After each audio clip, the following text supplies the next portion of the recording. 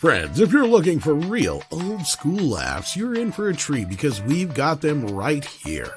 Flip City Magazine. Remember MEAD magazine? Then it went woke? Well, don't worry. Flip City has no chance of going woke. That's right. 4 times a year, you'll get an actual printed magazine full of jokes, stories, comics, and more, all about today's pop culture, entertainment, and woke politics. Flip City takes terrible entertainment trends we love to hate with hilarious parodies of Lord of the Rings, Stranger Things, The Walking Dead, Star Trek, Hunters, and more. Trust me when I say there is nothing else like Flip City on the market. So subscribe today. It will be delivered in print, or you can even get it digitally if you're one of those wacky Zoomers. Either way, follow our link and sign up today, and if you put in midnight, you get an extra 10% off. Check out Flip City Magazine today.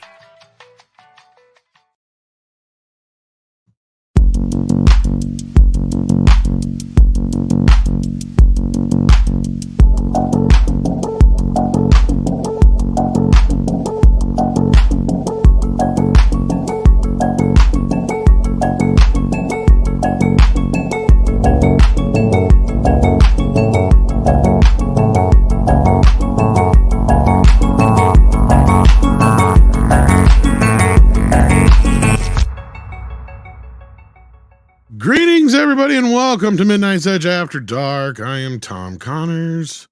With me tonight is a Canadian, Mr. CC Karaoke. How you doing? Yeah, glad to be here and filled with all kinds of joy because I've seen that Elon Musk clip, and every time I see it, it just makes me happy. Yeah, he's like, screw you, Disney, eh? Take off, you hoser. That's how it goes. It's like, I'm not sorry. Fuck you. Go fuck yourself. You're not my buddy, pal. If my brain hadn't farted on that line, I would have finished it for you. All the Canadian stuff I know is mostly from South Park. Just keep that in mind. Also joining us tonight is Price of Reason. How you doing? Good. How's it going? Pretty good. I got to see Godzilla last night. That was a lot of fun. I did too. That's right. And we're going to talk about that a little later. And we also have with us Mr. Nick Weiser. How you doing? Hey, Tom, what's up? How's it going, CC? And great to always hang out with Price Reason. Hello, chat. Hello, wrenches. Obviously, sadly, I did not have the privilege of seeing Godzilla, but I look forward to hearing you and Price's thoughts on it because it's nice to hear some, end of the year enthusiasm. So let's get to a show and also talk about Elon Musk's great clip towards our ever so competent leaders of the world.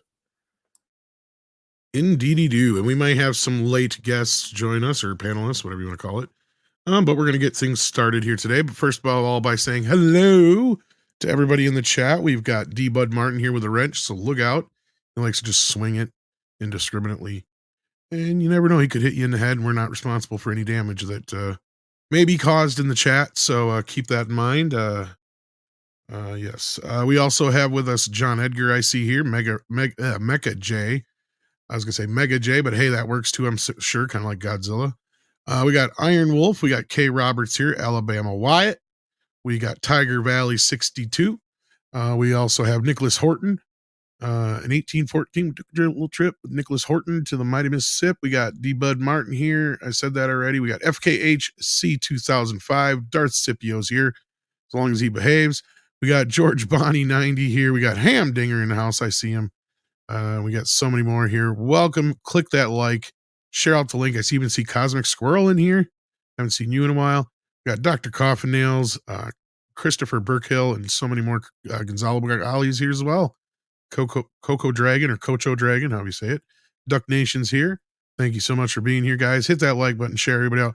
Oh, E-Clay is not here, though. So, just so you know. E-Clay, anybody? Anybody? Sorry, I love that movie. Bueller.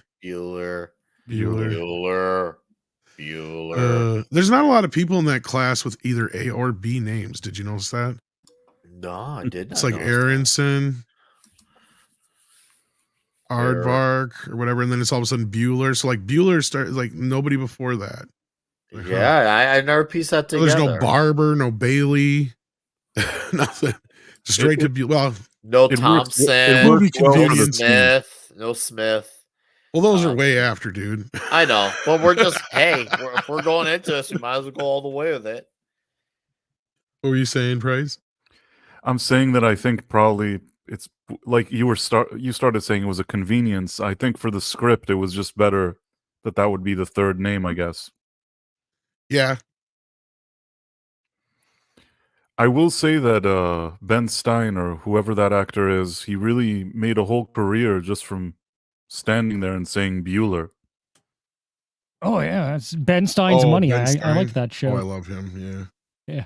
I feel like before that, I don't know if people even knew who he was, and after that role, forever he would still get work. Let's see what his first. That's a good question. I wonder if it was John Hughes who kind of got him. I mean, those are the movies that kind of made him famous. But I mean, it's today there's memes and stuff, but at the time you didn't have memes, but as close to sort of a meme that everybody sees his face and thinks Bueller. That's as close as you're gonna get during that era. Right? No, you're right. And I'm just trying to think what his first early movies were. Okay, yeah, so that would have been his second movie. The Wildlife, which was another, I believe, John Hughes film, or was that no, that was Cameron Crowe. So kind of weird that he got started Cameron Crowe. Okay. He was in Planes, Trains, and Automobiles. That's right, he was in that as well. Huh. That would have been his third film, and then yeah, from there, he just was in all kinds of different stuff from Wonder Years. Small roles like he played Doctor Who in Frankenstein General Hospital. Really? Easy Wheels he was in, and then Ghostbusters 2 he did a small bit in. He did a bunch of television. Yeah. And Dennis the Menace. Voice work. Yeah, The Mask, the original Mask he was the doctor in. Yeah. Oh yeah, he was in that. Casper. I remember now. I was just watching The Mask about a month ago. Yeah, you're too, pretty much right while. there. That's a good observation. I never thought of that. It was just all of a sudden there, and then he was like everywhere. I remember his commercials were a big thing too for Clear Eyes, Dry Eyes. Yeah. Anytime I was saying that anytime after that movie you needed this kind of monotone person, whether it's like a bit role as a doctor or a commercial or anything, he had a monopoly on that. As long as you didn't need a stoner voice, yeah, because what's his face? Stephen Wright. You'd either go to Stephen Wright or you'd go to Ben Stein. Yeah, one of the two. Stephen Wright is if you really wanted a really just down here voice. Like I love when he's the DJ. Like that's inspired. Like, now it's time for the Super 70s show. Wow. I love that. His humor is so good too. You know, the other one I miss is Mitch Hedberg. Is that what his name was? That was his name. Yeah, Mitch Hedberg. Yeah. Yeah, he was a good one too. He kind of reminded me of that. Only just a little bit more of kind of just like the abstract humor or whatever you want to call it. But yeah, no, let's get into this program, guys. We got some super chats here, at least two already. Final Smash 1689 sends in $10 and says, I seen Godzilla 1 twice. -1 twice, he means. Sorry, my bad. Once in 40X. Ooh. And as a massive G fan, this hands down is the best film since the original. The human story is quite moving, and Godzilla himself was legitimately terrifying. Yeah, especially when he went trans in the third act. And he was really pissed because nobody would call him by his new name, and everybody was dead naming him. I can't wait to watch it. You got me so hyped for this. That was called Tranzilla then. He's like, call me by my new name. Tranzilla. When you gotta go transition. That cock has got to go Tranzilla. That was good. All this time we thought it was a tail.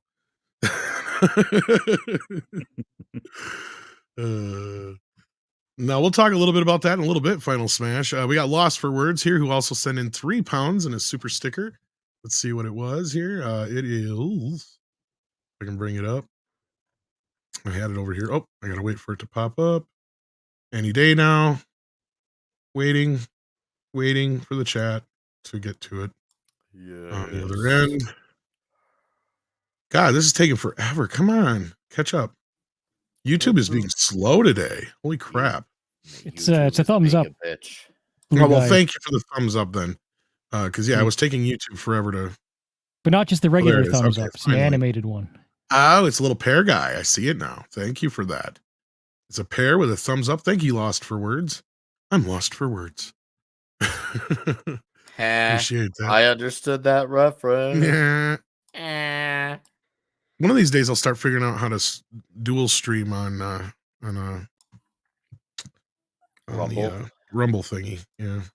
Yeah, I'm supposed to be going over that with the common nerd so that way, because that way we could do like the second half of Toxic Tuesday on there. That way we could show off some clips and get even more toxic. So the goal is hopefully by early January, we'll start having like a second half of the show on Rumble.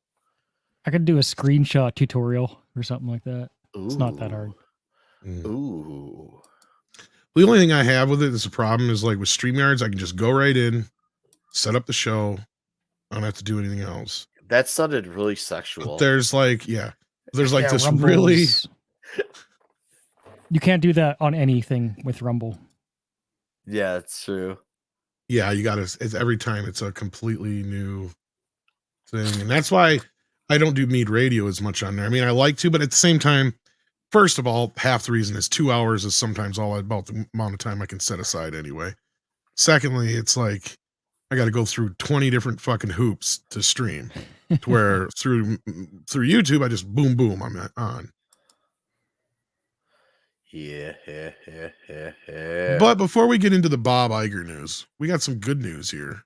I'm not the biggest Rob Reiner fan, and I was kind of hoping Brian would be here for this. And you know what? Maybe we'll save this story for script. We'll save this story. Let's fuck it. Let's just talk about Bob Iger and Elon Musk right off the bat. Let's get it. So if you guys hadn't seen this, I think everybody here has by now. For sure. Bob Iger was talking at some summit thing yesterday or day before, whatever it was. Then Elon Musk came on afterwards. And in response to basically here, I'm gonna try and find the version that has like more than just 30 seconds of this. Yeah, this is probably the better one of the bunch. Sorry, I kind of am getting a cold too. That's kind of why I've been kind of bleh. All good, man. I got allergies. Probably getting COVID again. Yeah, well, that's what I think it is actually, allergies. I got took, seasonal allergies, and they're kicking my ass right now. I know you sound just like I do, and I took 2 of my pills last night, and I took one today too, and I'm just like, ugh. That's another reason I'm just kind of like. Bleh. But anyway, okay. So this was about the whole advertising boycott on Musk. So let's get into this here and make sure we got volume. And you're clarifying this now, but there's a public perception that was part of a apology tour, if you will. That this had been said online. There was all of the criticism. There was advertisers leaving. We talked to Bob Iger today. I hope they stop. You hope? Don't advertise. You don't want them to advertise? No. What do you mean? If somebody's going to try to blackmail me with advertising, blackmail me with money, go fuck yourself. If somebody's going to try to blackmail me with advertising, blackmail me with money, go fuck yourself. And that was heard around the nation today, millions of times. Yup. Endless joy. I mean, wow. And I mean, I would compare, look, and I don't mean this in a bad way. Elon Musk has the kind of pull that like William Randolph Hearst had in his height. Do you guys know who he is? Of course. I figured you would, Price. I knew of the man.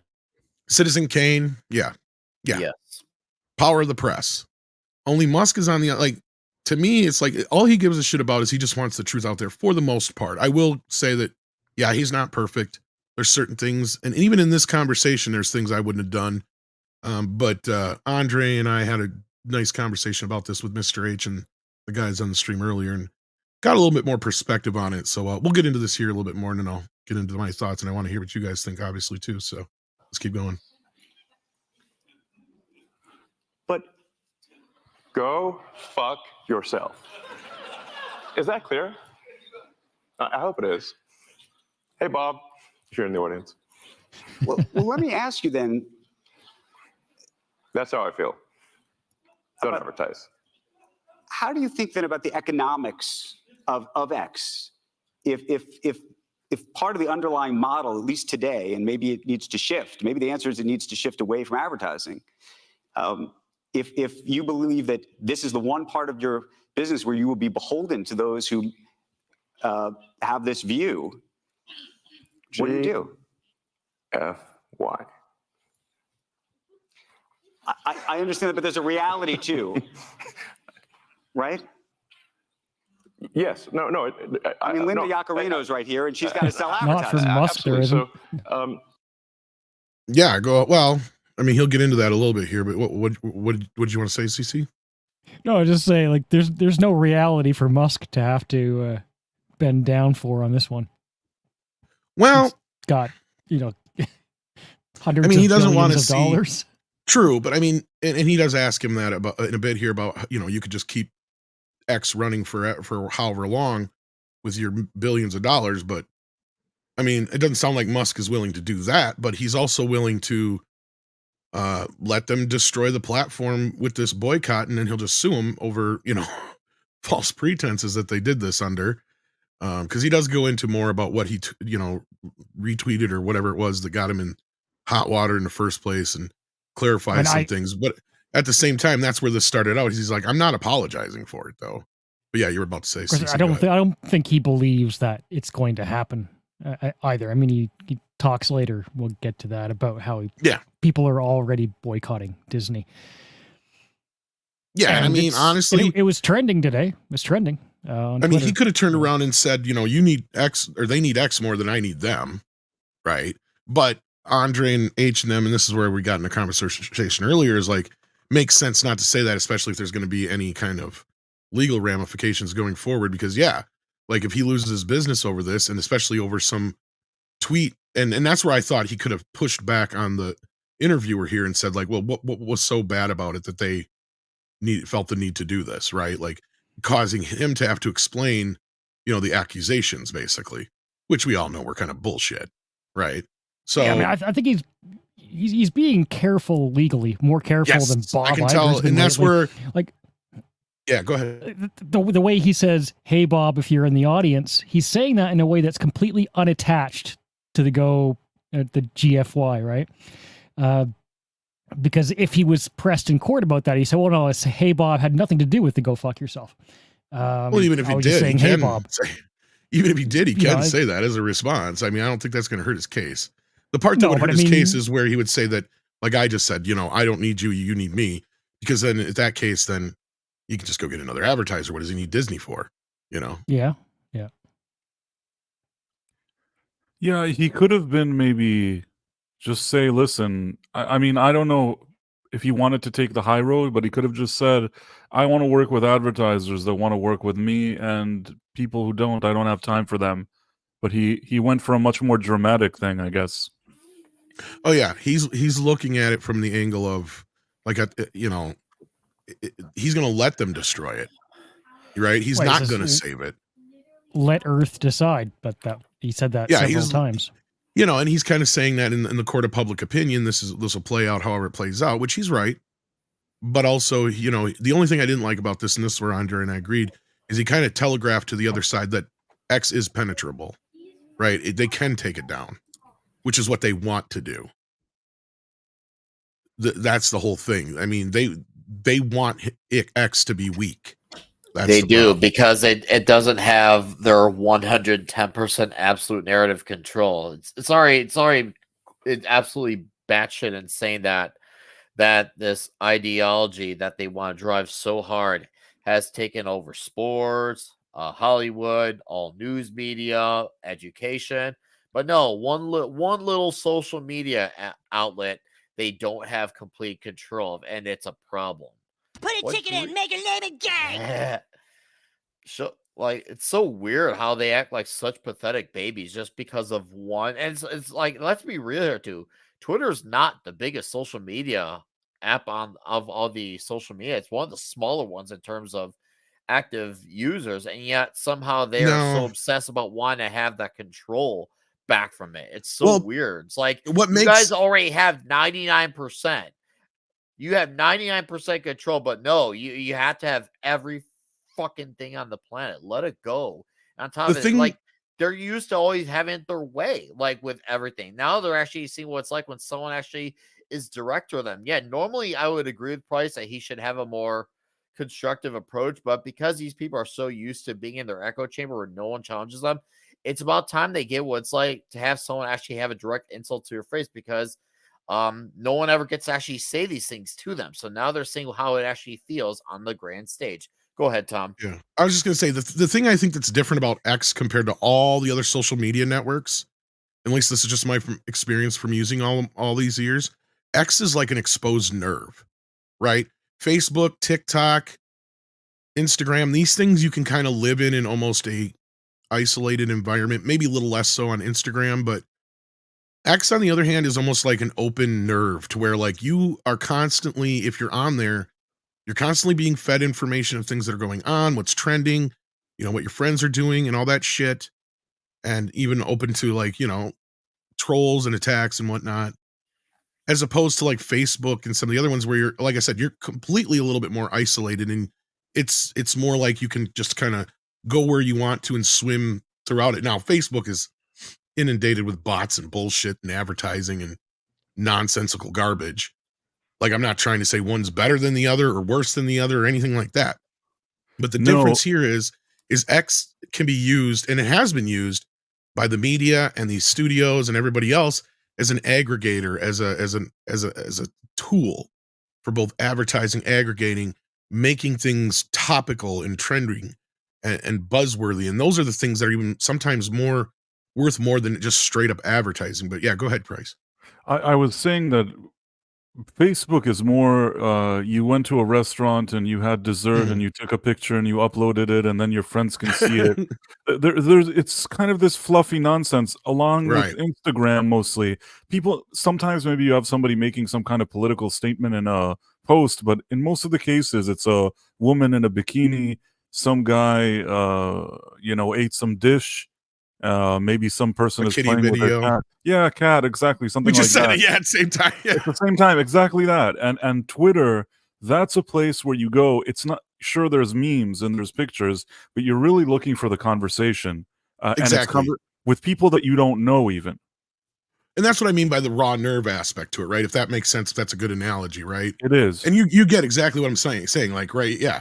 Like going on Facebook is more connected to whoever your friends or your family are, and you're really kind of isolated. You can isolate yourself very easily from what else is out there, to where Twitter, you're kind of not. It's not as safe as a place when you walk in there. It is like the Wild West saloon. You're 100% right about that. You could walk in and a fucking chair could be thrown at your head. You know what I mean? Like, that's what it feels like sometimes with Twitter.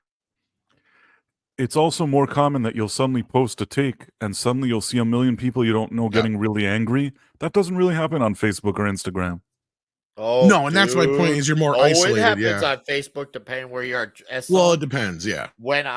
Before I got rid of my Facebook almost 3 years ago, dude, I mean, maybe it helps. I came from a big city and I was very resourceful for better and worse. But trust me when I say, being around a lot of people from Chicago, living in Chicago on social media, knowing people by the thousands. Oh, dude, trust me, anger was there. In some ways, I'd actually argue my Facebook has changed a lot now, though, Nick. That's the thing. Has it in the last 3 years? Yeah, it is. Is it because they got rid of everyone who's not a far leftist, or why? I don't know. It's just not as like, if you've closed yourself off from certain groups and areas, then you're pretty much able to just kind of do what you want to do without any real concern. Because unless I go and I stir up some bees nests on Facebook, it's nothing like on Twitter, like Price said. Like on Facebook, I can post a hot take just about anywhere, except for maybe a specific group, as opposed to Twitter, where I just put it out there. And look at my Mystery Science Theater 3000 take, for instance. It was just a throwaway fucking post. And next thing you know, the goddamn thing goes viral because a bunch of people from the show and in the fan groups shared it out there, and that's why all of a sudden I started getting bombarded. But that's just it. On Facebook, it's a little bit different. And I'm not, again, not saying it's better, but it's almost like an echo chamber method of sorts in a weird way, the way that Facebook works in comparison to like Instagram or Twitter, at least from my experience. And that's just, we've gone way too long on this topic as it is. But yeah, let's get back to this. No, totally. No. Actually, what this advertising boycott is going to do, it's going to kill the company. And do you think that He sounds serious when he says that. And the whole world will know that those advertisers killed the company, and we will document it in great detail. But those advertisers, I imagine, are going to say, we didn't kill the company. Oh yeah. They're going to say, tell it to Earth. But they're going to say, Elon, that you killed the company because you said these things, and that they were inappropriate things, and that they didn't feel comfortable on the platform, right? That's what they're going to say. And let's see how. And here's where I would have pushed back. See, here's why they said, what were those things? What exactly about those things did I say, or did I tweet out, or whatever it was that, because I think it was over a tweet that he liked and retweeted it. He didn't even say it, was it? I don't even think that was the original. If I vaguely remember, there was a tweet that he responded that he agreed with something that was said there. And later, in my opinion, if he had a certain opinion, he probably could have voiced it, or even if he commented, he could have clarified something about his position in order to not invite this kind of criticism. But at the same time, when I saw it, I never felt like the guy had extremely bad intentions, as much as that he was thinking something and he sort of responded to it. But oddly, I just don't think that he gave it really a lot of thought, which is weird because Elon Musk is actually really smart. But I feel like it's enough that he would have worded that response differently and probably nobody would even say anything. Yeah, I'm getting some hubris from him here. It's like the act of falling on the sword to take out your enemy. You're going to take out yourself along with your enemy, so that you're both impaled, right? The way he's saying that, the whole world will know that they took down Twitter. It's almost like he's saying, well, if you do it, it's going to hurt you. It'll hurt me, but it's going to hurt you. And and that's what I don't understand either. And that's what I was kind of talking about earlier on the guys on Mr. H, because I'm like, that's what they want. It's like he's just basically saying they're going to win, but then they were kind of explaining to me this is probably his lawyers talking, right? Like this is the things that his lawyers probably told him to say, because this is the plan of action they're going to take here. Because look, when it comes to this stuff in the court of law, when it comes to business, when it comes to somebody destroying your business or actively going against you to destroy your business, the way these companies kind of are with Elon, he has to basically go through the court method. And it's kind of you got to kind of prove damages of sorts. And that's kind of what he's trying to say here, I think is what he's trying to do. And there would have been a better way of doing it. I don't know if it's just because Elon is just one of those guys. He's not the greatest at talking about these kind of things. Because, in public, he's kind of it's kind of like me, like always searching for his words and stumbling over everything. And, he knows what he means to say, but it's just kind of just not coming out the way he wants it to. And I think that's kind of what he's struggling through here. At least that's my take on it. I think he's going the Wikipedia route. He's showing that everybody's trying to ruin his thing. Maybe he's hoping that'll get people to subscribe to Twitter Blue. I know that sounds weird, but I was thinking about it. You might be right, Bryce. I mean, I could see that happening. I do have the one concern that, how Twitter does need advertisers to help keep the company afloat. So I'm still trying to understand where he says it'll hurt them more, because I'd like for that to be true, but I feel like that maybe that's wishful thinking unless there's something I lack understanding in. Because the advertisers need to learn to bleed a little too. I don't disagree. It's just how they hurt. At first, here's the thing. I see this, and this because I see where you're coming from, Nick, and that's where I'm kind of like trying to wrap my head around why he would just say this instead of, because like I said with the theaters, right? Like the theaters kind of did, and they were right. They kind of come out and said, look, studios will figure out sooner or later, in so many words, that they need us more than we need them, right? And that's kind of what I feel like Elon should have come out and said, but that's where we were talking earlier, and the guys were kind of convinced me that no, if he said something like that, that's just going to hurt his case in court if he does have to take these guys to court. So, and that's another thing I think D-Bud's right, is there's going to be some sort of collusion situation here you have where all these companies got together, and again, I just wish he hadn't said it this way, because this is basically telegraphing that this is how you guys are going to win this, but sure, you may not win the war, even though you're going to win the battle. He should have just been like, no, we're just going to keep going the way we're going to keep going. And I mean, he could have just kind of said, we'll have to see where the, because he does say this eventually, we'll see where the chips fall. He should have just said that to begin with, right? He should have just kind of avoided the whole subject matter on that point to begin with, if he's not going to throw out any more than the go fuck yourself thing, right? Because at that point, it almost sounds like he's stumbling, but he does stick the landing here. So let's keep going. And welcome everybody from the okay. This goes back to we'll both make our cases, right, and we'll see what the outcome is. What are the economics of that for you? I mean, you have enormous resources, so you can see. That's the first thing he should have said. Long time. Yeah. Would you keep it going for a long time if there was no advertising? I mean, if the company fails because of an advertised boycott, it will fail because of an advertised boycott, and that will be what bankrupted the company, and that's what everybody on Earth will know. What do you think then of the? This goes back to the idea of trust, though. Then it'll be gone, and it'll be gone because of an advertised boycott. But you recognize that some of those people are going to say that they didn't feel comfortable on the platform, and I just wonder and ask you and think about that for a second. Tell it to the judge. But the judge is going to be the judge is the public, and you think that the public is going to say that Disney is making a mistake? Yes. And they're going to boycott Disney? They already are. Well, see, and that's the thing, is he should have jumped to some of this stuff, like the middle stuff. But I wonder if this is somebody I've been wanting to ask about this for a while. Mikey's here.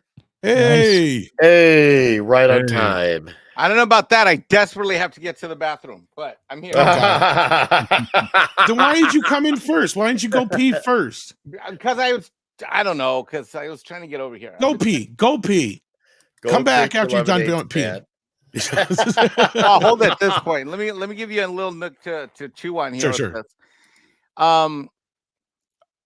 If you look, I hadn't seen the Bob Iger portion, which preceded. I just thought on Pro Show, I just watched the Bob Iger portion that preceded what Elon did, and that adds a whole other layer of context that I had no idea existed. Yeah, Elon, I didn't get to watch that. Okay, Tom. That is the fascinating thing to watch. Bob Iger was lost at sea. He got asked some tough questions he couldn't answer. And it's no wonder that when he said that Disney didn't want to advertise on X, that it must have pissed Elon off to no end, because Elon goes off the rails here. That's why he's pissed. He's pissed because Bob Iger talked for an hour right before Elon got on stage. And that interview had as its hallmark about basically Bob Iger lied and squealed like a little bitch. Basically, Bob Iger, someone should have read him his rights, and he should have had an attorney present, because Bob looked like he was getting like grilled, and he was doing an awful job at it. But what he did do is he said he seemed that one of his few things that he was proud about is that they're not advertising on Twitter X, and Elon followed that, and that's why he's pissed off. And by the way, he restrained himself here. And it was tactical. I heard you when I was driving back from Savannah from the IRS office, and I heard you say that Elon should have just unloaded double gauge. No, because those guys talked me down from that. Okay, what he did, and I know I was watching because I went back and I watched you guys play it again. I was in the car driving, but I couldn't. You guys were having such a good talk on Mr. H. And so what Elon did is he realized he can't say, "Hey, I can fund this thing indefinitely," because then that limits his damages case. Yeah, that's what I was saying just before you got in here. Yeah. Yep. So, but he's pissed. He's pissed. And if Elon gets too pissed off, you've got Perlmutter, you've got Peltz, and now you got this guy that's 3 billionaires. And by the way, the reason my name is now 10 to 30 cent dividend, Disney is at war right now, people, because they just announced literally an hour and 48 minutes ago that they're issuing a dividend for 30 cents. What did we say, Mikey? We were fucking joking about that. I said, I think the first time I said it was on MEAD on a show, I think months ago. And I said, before the end of the year and after the stockholder meeting, Bob's going to throw out a dividend in order to get Peltz to chill the F out. And it was just announced an hour and 48 minutes ago. It was in the middle of the Pro Show that I was running for Jonas. That's not a dividend. That's a fuck you. Look, 30 cents. Here's the way he's going to spin it. He's going to say this. Yeah, it is, because if you do the math, okay, hold on. Here we go. Let's do the math live, because we do math. Math is not racist on Midnight's Edge After Dark. We do math here, right? So let's say I got a share of stock, and let's just say it's trading for what? $95, right? 92 right now? Yes? Sure, make it 90 just to be even, or 95. That's fine by me. Okay.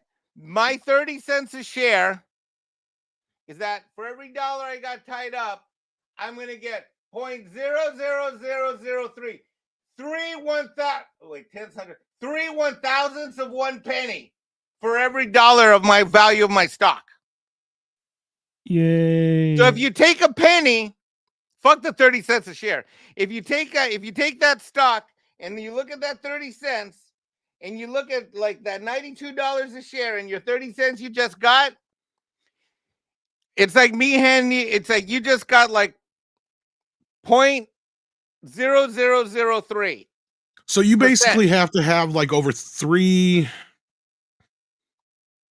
some thousand shares to even make a buck, basically. Is that where we're at here? Or is it 3,000? My math sucks. You're the math man. So you would take that, Yep. and then we multiply it by 1,000, and it's $3, and you get $3. And how many people actually have like 1,000 shares outside of the big people? So that's what $90,000 to get that many shares? Point is, you'll get like $1. Yeah, it ain't shit. This is exactly what we were joking about. Right, and here's the funny part. $1 for 30,000 for Disney. He said that we haven't had a dividend for 3 years, and the fact that the dividend is 30 cents a share is hilarious. Now, here's the thing, Tom. All of this, I was looking at the financials. All of this dividend, the supposed dividend that they've declared, which they haven't paid out yet, but they've declared it, is all coming from operating cuts, one-time charges and write-downs, and depreciation. Things like the Star Cruiser shutting down. So all of this is being created by that margin. So basically they had to, like, you think of it like, here's the example I'll give, because we're all collectors. It would be like me issuing a dividend, but I got to go sell a few of these lightsabers, one Mexican Iron Man helmet, and that's how I got the cash. I have to liquidate and cut shit off in order to issue it. So it's pretty funny. 30 cents a share is like, it's a joke. It's a joke. But that tells you how desperate he is, because that's the counter move to the Peltz move, where Peltz earlier in the day said, hey, we're going to take our case directly to the shareholders. That's what happened earlier in the day, or last night or this morning. Things are moving fast now. Yeah, because they wouldn't give him a seat on the board. Was the right. thing So we let's talked go back. about They earlier. wouldn't give him a seat on the board. Yesterday, or things are moving fast. Disney announces that they're going to have 2 new board members. One board member is going to replace an existing board member. The other board member is a brand new seat for some guy that's coming from Morgan Stanley, who's the guy whose company's valuing the Hulu deal. You remember that seat they took away from Susan Arnold? They're putting it back and putting this guy in it. Dude, this company's at war. Anyway, roll the tape. Well, there are some that are for lots of different reasons, but you think that this is going to, this goes to actually the interesting of power and leverage. Let the chips fall where they may. Let the chips fall where they may. Can I ask why that is the approach? And I ask it because you've been What's the other approach? Well, you've been very particular about the approach to Tesla. When you think about the engineering involved in that, the approach to SpaceX, the approach to some of the stuff you're doing with AI has been very specific, right? There's not a let the chips fall where they may approach to those businesses, I don't think. No, we focus on making the best products. And Tesla's gotten to where it's gotten with no advertising at all. I understand that. Tesla currently sells twice as much in terms of electric vehicles as the rest of electric car makers in the United States combined. Tesla has done more to help the environment than all other companies combined. It would be fair to say that, therefore, as a leader of the company, I've done more for the environment than everyone else, and any single human on Earth. How do you feel about that? No, How do I feel personally. about that? Yeah, no, I'm asking you personally how you feel about that, because we're talking about power and influence, and I'm saying what I care about is the reality of goodness, not the perception of it. And what I see all over the place is people who care about looking good while doing evil. Fuck them. Woo! Okay. and you're I love that That is a ending. confident man. I love that ending there. That, like I said, he brought it back at the end. But yeah, so very interesting take, and a little bit more perspective from Mikey on that. Thank you so much. He has a who wants to go history of first? Go making. CC. He has a history of making good on that claim, though. And until 24 hours ago, I never would have imagined that he would actually get involved with what Disney's doing. And now I'm having to think about that a little bit. You know, it still seems like a bit of a pipe dream that he would ever get involved with what Peltz is doing. And I'm still hesitant to say it. But the way he finished that is who he is, right? Like he actually, whether or not you believe that he's doing good for the world or not, he has that intention, right? He's not your typical corporate overlord. He's a bit of a philanthropist, right? And if he actually got it in his head that he wanted to make the time and effort to get involved with Disney because he felt that he could better the world by getting involved with what Disney's doing, I kind of believe he would do it. And it's like the bear's been poked. Like Bob Iger went out of his way to poke the bear on this one, to pick a fight with one of the most powerful men on earth. And he got Elon Musk's attention. That's for sure.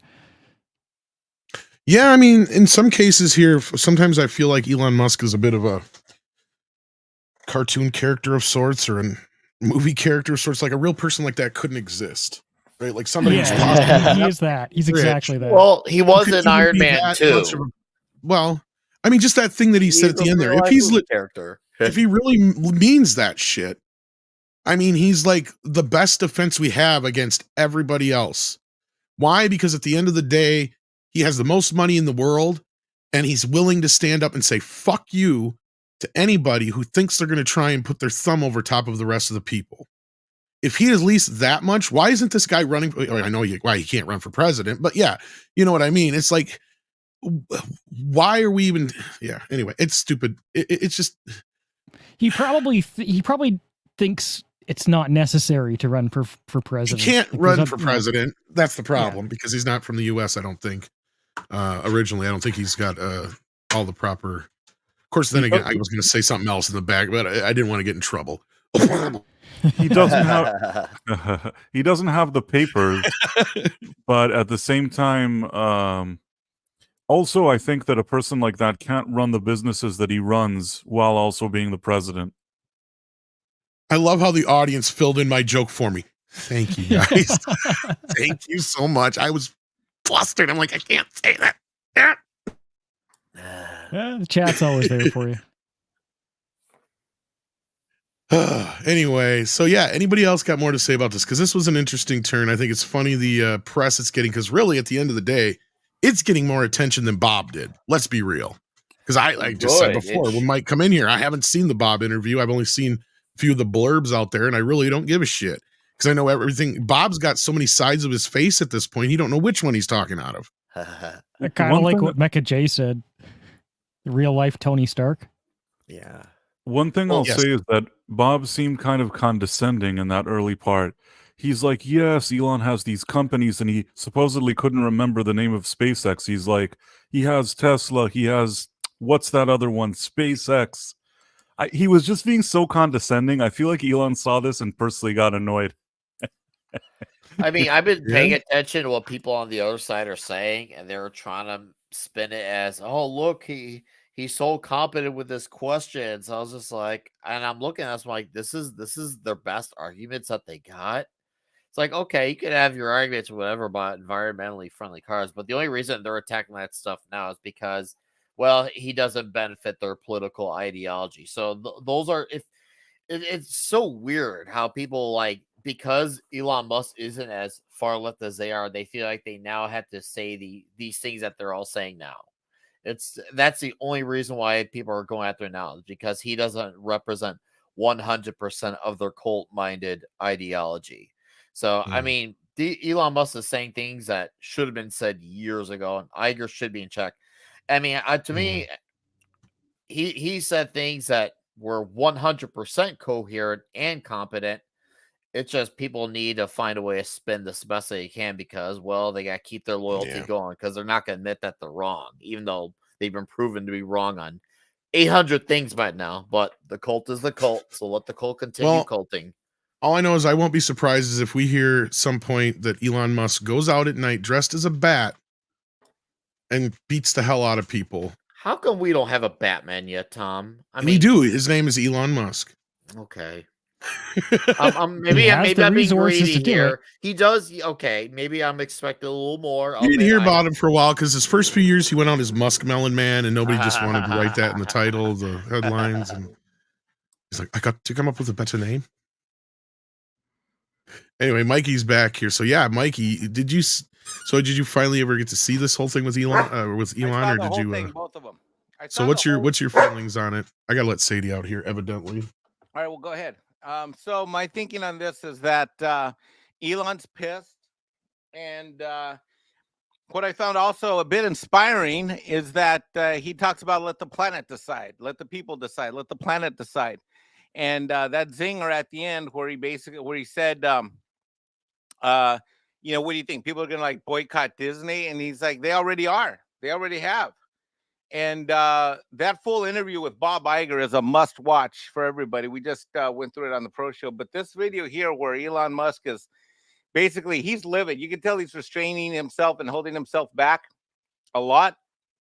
And it's a very contrasting picture because in the guy who interviewed Bob Iger had Bob Iger on the run, literally had him on the run. Like Bob was like searching for words, talking gobbledygook, running around in circles verbally. Retelling the history and story, playing the blame game.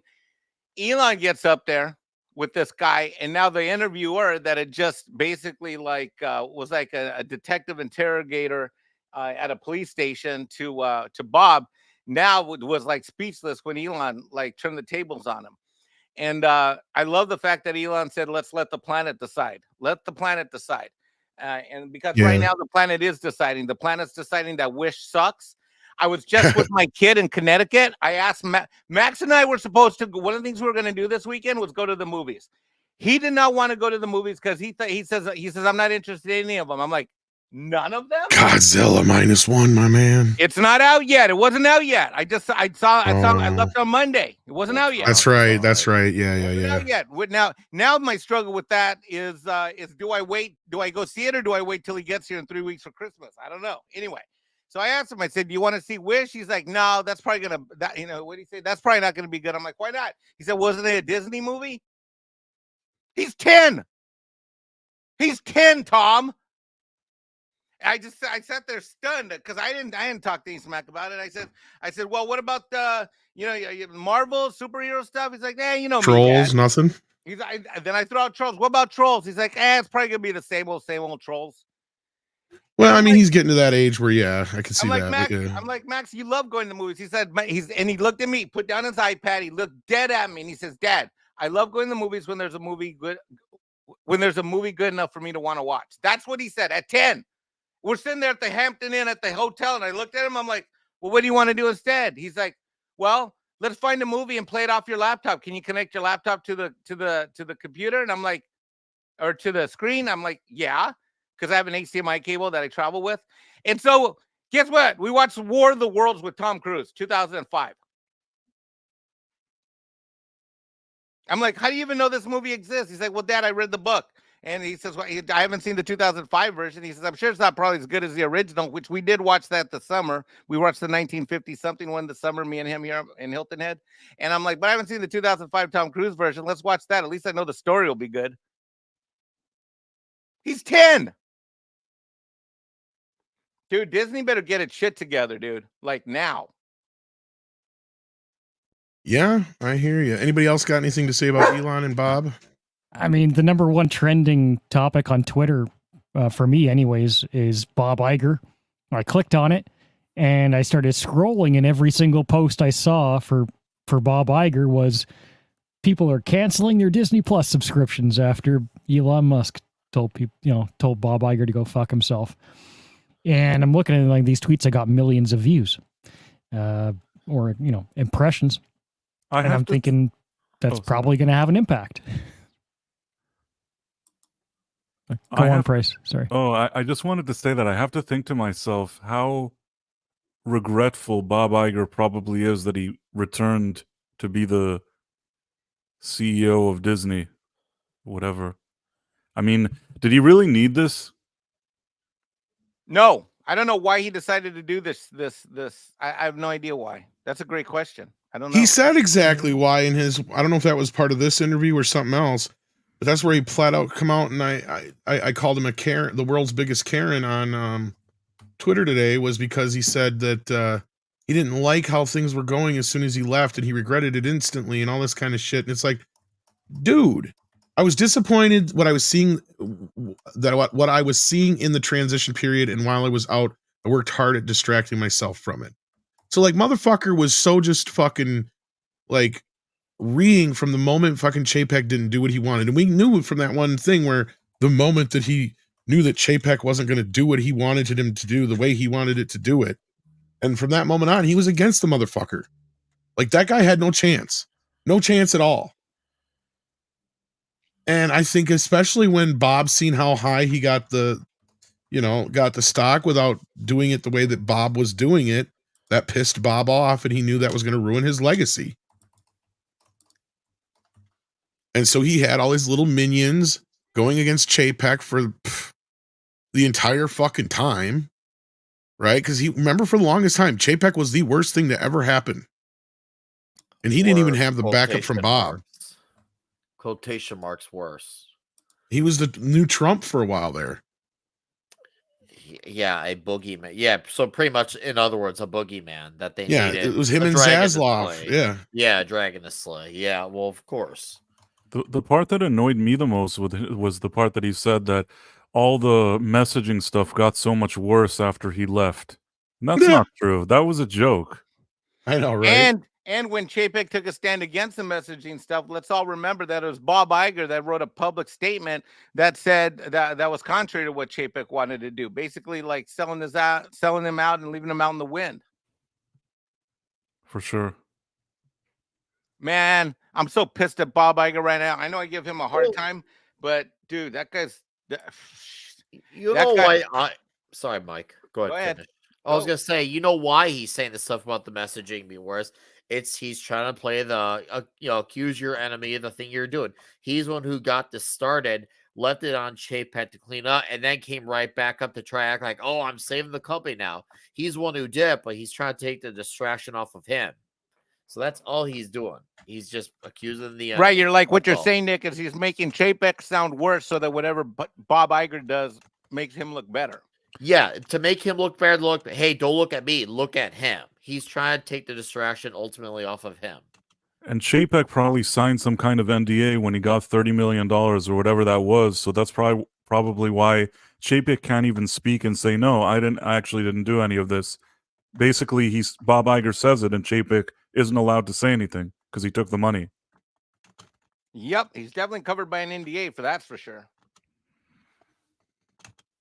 But dude, all this talking about in the news, I know Chapek. Look, if this was happening to me though, even though I might be sitting on millions of dollars of stock and chilling out and not having to deal with any of this crap, still it would gnaw me to no end that this boy Bob is still out there being a beta ass little bitch and like blaming me for shit that I mean, what's Chapek guilty of the most?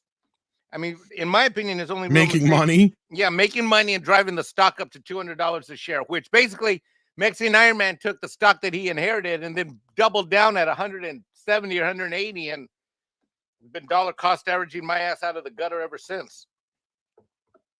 Indeed. So let's see what the audience is saying here. We got Brightest Day in the house who says Phobo equals envy. Or Fabo. What's fear? Fabo. Fear of being offline. Is that what it was? Fear something. Fabo equals envy. or Facebook equals envy, Instagram Oh, equals got it, pride, X equals wrath. Yeah, thank you, Mike. I'm glad you're here. Well, I'm able to provide these services because I am not a YouTuber. Thank you. Yeah, that's what you say. George is in the house. How you doing, George Giant Slayer? Sends in 1999, says, all hail Midnight's Edge After Dark. All hail Tom and the amazing panel. Musk is right. F the woke tartary. Yes, indeed. I agree. And he also sends in another 9.99 and says, all hail to the greatest YouTuber, Mexican Iron Man. Those are good super chats from George. I agree with him on both. He's totally right. No, you don't agree with him on that one. Yes, we do. No. Okay, fine. I agree that Zack Snyder sucks. You're the only one on the panel with a theme song. Fine. Better just bring George on so he can confirm that Mexican Iron Man is in fact I sent him the link. A YouTuber. You know, this is not creating a safe space for me. Hey, your boy endorsed Amber Heard and Ezra Miller yesterday. You see that? Dude, I saw that. It's Did you feel like you needed to like take a shower, set your clothes on fire like Ace Ventura did when he found out about Finkel and Einhorn? Dude, it's hard enough being a recovering Snyder bro without him doing more new shit that reminds me why I never should have been a Snyder bro. Hey, it's hard. You admit, at least you admit your mistakes, and I respect the hell out of that. I really, genuinely speaking, I do. Most in the world are not capable of doing that, and you did. So, well, yeah.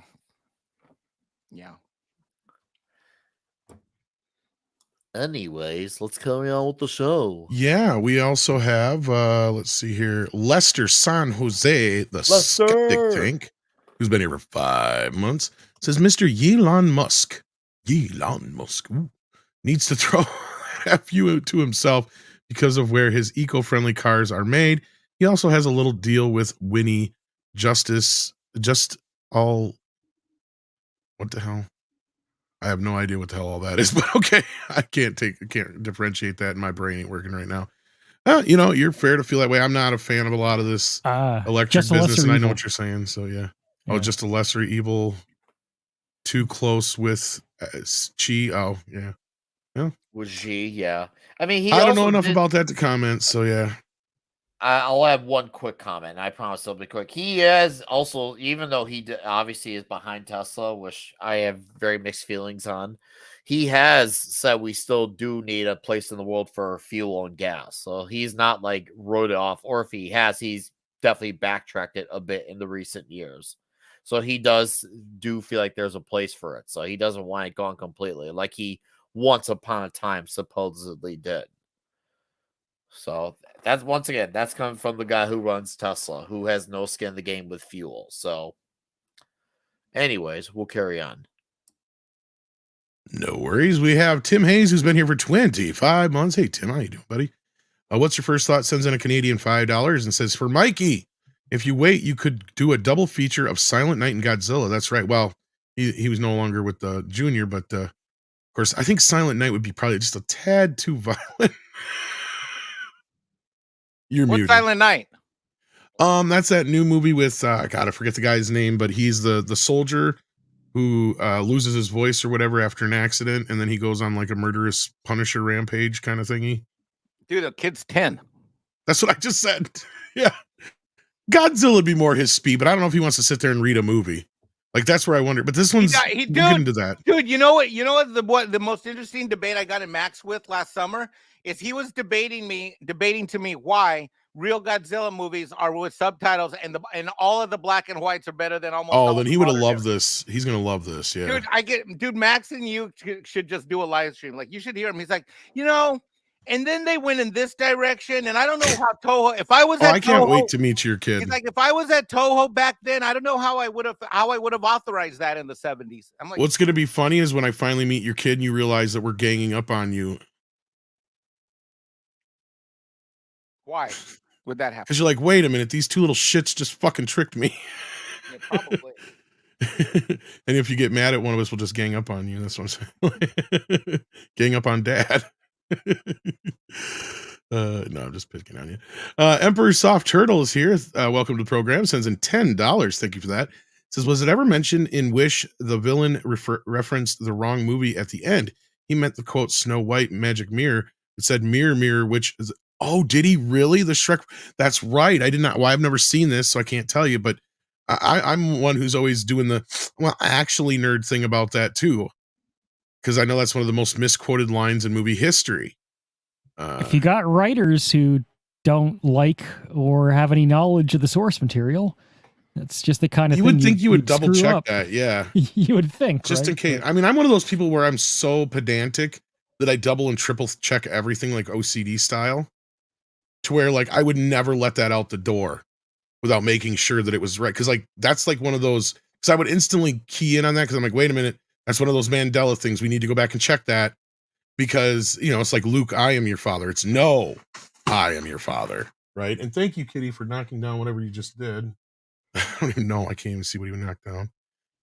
These guys seem to want to just destroy the house when I'm on a stream. When I'm not on a stream, they sleep. It is called the Berenstein Bears, right? Yeah, it still is, but it depends on how it's spelt in your dimension. Kitty Bear sends it to €2 and says, when are we getting Elf sales reviews by Mexican Iron Man? Series review? Can I once? I have the whole series here now, Mike. Yeah, where's the one? I think somebody sent you one too. Did you check your mail recently? Here's your $2. Hi, Alf, you got a series? Yeah, I do, Mike. You know what? It probably sucks like the few shows I did watch. Pow, pow, pow. I think somebody sent you a box set, didn't they? Did you check your mail recently? Yes, it's downstairs. You got it? Note there was not an unboxing video of that. Oh, mean Mikey, mean Mikey. You know what? Maybe I'll make you watch a couple episodes with me just cause. Just to see what you go. So you can finally go, all right, whatever. It's all right. It's whatever. No, it's not. It sucks. It's stupid. It's lame. Hi, I'm an alien that's not really an alien telling dumb jokes for a half hour. Huh? It's like watching Seinfeld. So I go into a deli and I order a tomato sandwich and he forgets both tomatoes. What's going on? Jesus. I love you, Mike. Slade Wilson, the band man, sends in $5 and says, Elon, please back Pelt's play with an iron-fisted thrust and show Iger and his drain hole his drain hole. This is what happens when you come at the king. Yeah. Yeah, I hope Elon takes him out in this respect. This is funny. D-Bud brings up that Mikey isn't a YouTuber. Thank you for the $5, D-Bud. Says he's the YouTuber. P.S. Go Bears. Where are they going? Not to the Super Bowl. That's the University of. That's the University of California Cal Bears.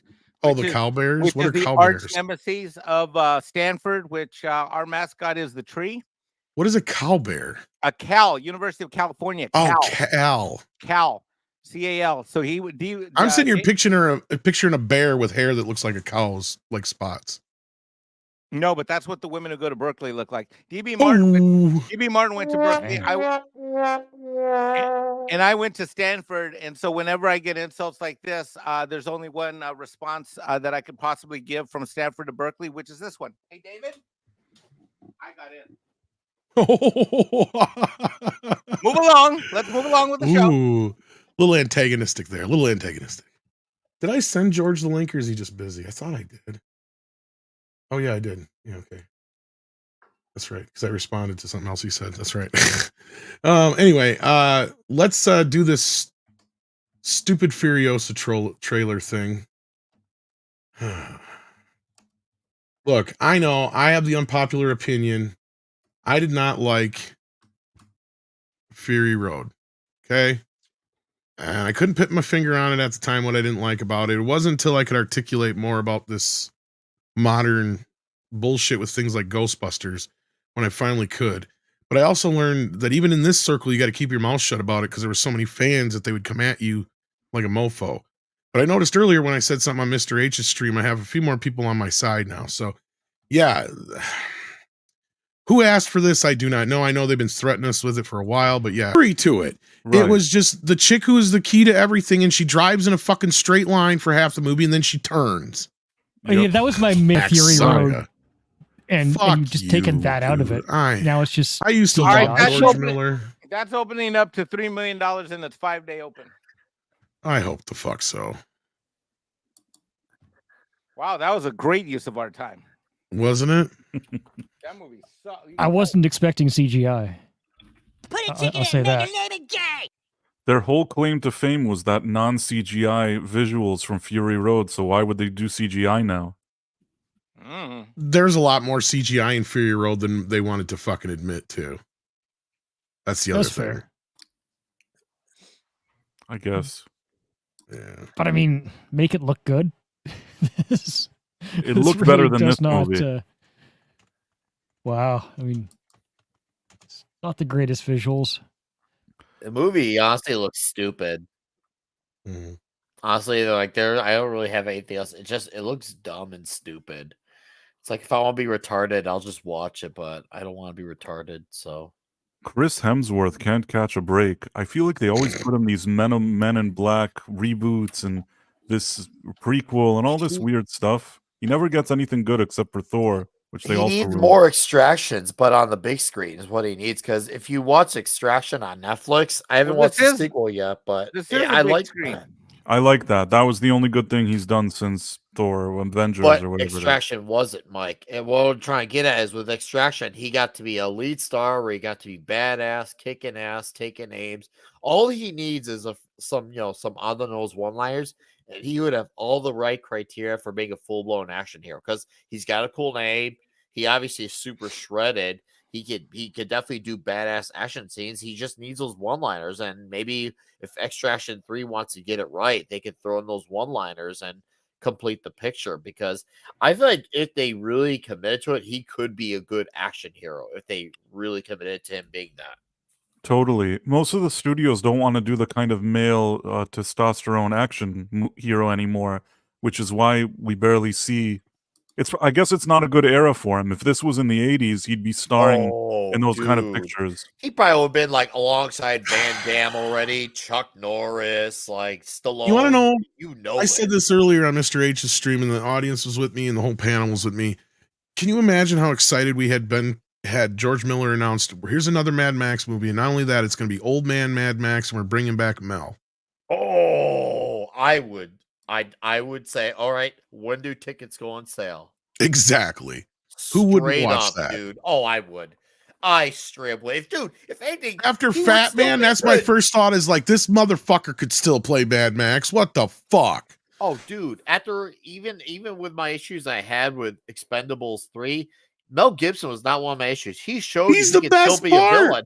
Thank you. He's the best part. He's still got the energy and the man. He is the best villain of all of the villains in the Expendable films. I agree. And he's actually really good in that movie. And it shows you not only can he still be a villain, he can still be crazy. That's what I'm hoping when Eric Roberts is the second best villain, but yeah. Yes, I agree. But that's what I'm hoping when he does his next Lethal Weapon.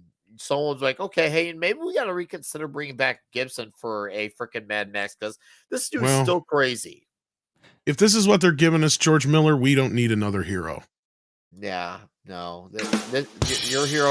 No, baby. No. I'll take Mel Gibson. I don't even think he's aged out for that kind of role necessarily. That's what I was saying. After seeing him in Bad Santa, I'm like, fuck, this dude could still do it. And the only reason they didn't put him in the last one is because he was canceled. Let's be fucking real. Yeah. It had nothing to do with his age. Nothing that what's his face did in that, Tom Hardy did in that movie was anything Mel couldn't have handled. Yep. And I mean, I think a lot of people would have been a little bit more accepting had it had Mel in it, because then there's like, okay, well, now we see why you're kind of taking a little bit Mel out of the more action-oriented side of this. But no, I'm sitting here going, why did you cast a young Mad Max just to seriously sideline him and stick him in the back seat of the truck? Right? Like, it is so dumb. He shouldn't even be, he's like, there's no point for him to even be there. He is like so disconnected from the rest of the story, it's like pointless. I don't know. Anyway, sorry. I didn't really want to get into that today. That wasn't even one of my topics until this fucking thing dropped. Melodic Method is here. It sends in $10. Says, I love how we're seeing all the woke bullshit studios wrote before the public woke up to how retarded it all is. Surprised this thing let you say retarded. It's like they can't help posting their L's, and we get to laugh at them. Yeah, this movie's been in, that's another thing you guys got to remember. This movie's been pretty much in pre-production or in development or whatever since the Mad Max Fury Road movie. He wanted to make it right away, but they wouldn't let him because it didn't make any money. It wasn't until later on that the movie got, this overpraised, overhyped fucking audience to it. I don't understand who this audience is, because people forget how much money that this movie didn't make at the box office. Yup. But a movie that might make some money at the box office, and I was hoping Brian, our script, would be here for this one as well. I have a feeling there may only be one or two of us on the panel that even are real familiar with this. But Rob Reiner doesn't say a lot of cool shit. I know about this. Come on, What? dude. You know I'm gonna know about this. Come on. I know. I figured you. This I is figured you Final would. Tap. It's one of the greatest movies of all time. We are going to get tapped next year, guys, or at least by 2025. No, we're anyway. turning up to 11. Is what We gonna are do again. They've been announcing. They announced this reunion a little while back. I know there was some legal issues with Orion and residuals for the film, but I don't know if that's all been resolved. But there's a sequel finally going forward, and in February, they say they even have Sir Paul McCartney and Elton John set to appear.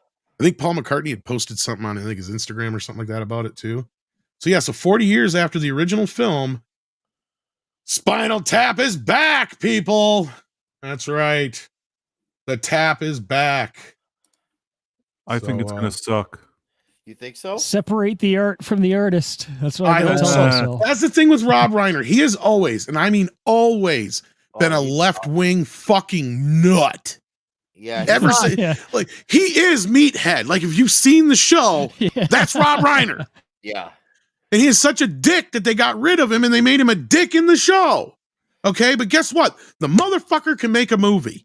Some of my favorite fucking movies are his movies: Spinal Tap, Misery, Princess Bride, fucking I can go on and on. Stand By Me. I mean, the dude has so many fucking great fucking movies. I mean, I'm just getting started. There's a whole bunch more. The dude knows how to make a fucking movie. Okay, I will give him that. Yeah. And when Harry Met Sally, I mean, come on. The list just keeps going and going and going. This guy has made so many great fucking movies.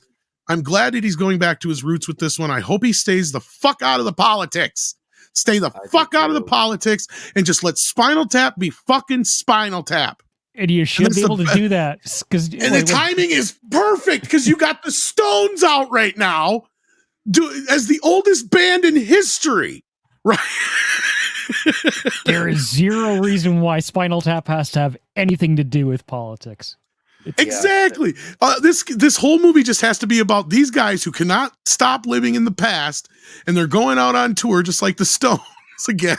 You know what I mean? Yeah. That's all it needs to be. And they're so fucking, they've been off the road for 20 years or whatever, and they have no idea what the world is anymore. If you want to get into some of that shit, fine. It's a gold mine. But have fun with it. Don't fucking get your politics in the way of yourself, Rob. I know you're not fucking listening and you don't care.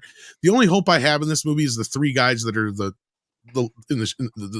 team, right? Yeah, that's where I'm at too with it. It's the fact that they even got the cast together. Like, I do like I do like the concept of them getting the band back together so many years. I mean, because we already get that concept in real life so much anyway. So, and the idea actually makes more sense than most other things that get a sequel 20, 30 years later. So I'm with the idea. I just hope Reiner. Well, I just say 20 because they did Break Like the Wind in 1991, I think it was. 19 somewhere in there. Yeah. So it's been like 25, almost 30 years since they've been done it. I mean, but that's the thing. They've popped up doing other things here and there and other videos and other fun things. So they've been doing the characters for years. But yeah, sorry, you were about to say something, CC. Another one of my favorite movies is Fubar. And for the third one, which they turned into a TV series, there's Age of Computer. It's like, tap into that shit. What the? I know a lot of people are like, your Sweet Summer Show. Look, I can hope it's like, that whatever concept they came up with was something they came up with years ago. Because see, you guys got to remember, they announced this thing, I shit you not, like 5 years ago. This was one of the early Midnight's Edge After Dark announcement stories I remember. Was Spinal Tap. And that was 5 fucking years ago at least. So hopefully, just hopefully, fingers crossed, this is something that, you know, mainly like Christopher Guest probably came up with. I'm hoping he's the main brains behind whatever it is they're doing, but we'll see. I'm not gonna get too excited till I see a trailer, but I have hope. Even then, you wait till Sorry, go on. I was No, gonna say, Bryce. you gotta wait till. Oh, sorry. I was say Price hasn't said nothing yet. Go ahead, All right, Price. well and then Nick. let Bryce have it. I was going to say I trust Michael McKean and Yeah. Christopher Guest. I mean, I trust those guys. And I'm not all the movies you said about Rob Reiner, wonderful movies that I really like. It's just somehow there's a weird rule of thumb these days is that when you see the guy talking so much politics 24/7, at the end you kind of feel like he's not going to deliver. Also, even without the politics, it's difficult to deliver a sequel to this movie, but throw in the politics, and I am at least concerned. Oh, I understand. And that's what was my point, though, is he's always been that way, right? Twitter just magnified. He was always on CNN. He was always on these talk shows talking about, like, the right's going to destroy us. They're going to fucking destroy us. He's been saying that shit for 50 years. As long as it went he's from got Nixon to Trump, man. That's all he did, basically. Go ahead. Sorry. As long as he's got the stuff to allow a song like Funky Sex Farm into the movie. That's the whole point, is these guys are like, yeah, they're so anti everything. Like, yeah, I mean, it's like, is he going to be so much into the Kool-Aid that is problematic, or is he kind of always been freewheeling enough and still is that, it's not, he's going to go there, because you do need some of that raunchy humor, right? Well, that's where the humor, I think, will come out of it, is their just inability to get their head around certain things, maybe. But Nick, you were going to say something before. You were mentioning earlier, I just want to capitalize on what you're saying. You mentioned how we got to wait till trailer. It's not even just like even the trailer, because let's not forget, we're in the day and age where not even the trailer could be deceiving for better and worse. So it's also, we also got to pay attention, and obviously on MEAD, we're really good about this.